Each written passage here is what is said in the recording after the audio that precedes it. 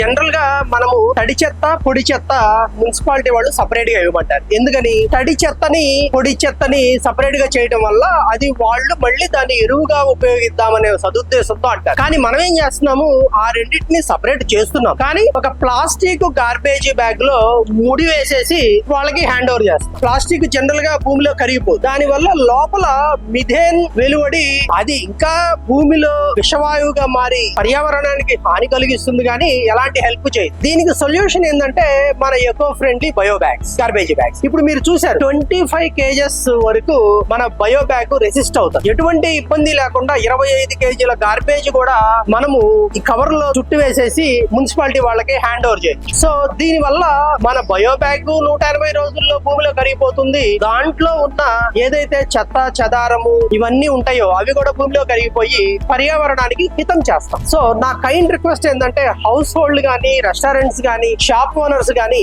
ఈ garbage bags, dustbin covers eco friendly అయినటువంటి ఎకోమా save the soil కాన్స్టార్చ్ నుండి వచ్చినటువంటి బయో బ్యాగ్స్ ని యూజ్ చేసి పర్యావరణాన్ని హెల్ప్ చేయండి. ఈ బయో బ్యాగ్స్, గార్బేజ్ కవర్స్ గురించి మీ ఫ్రెండ్స్ కి, ఫ్యామిలీ మెంబర్స్ కి ఈ రీల్ షేర్ చేయండి. పర్యావరణానికి హితం చేయండి.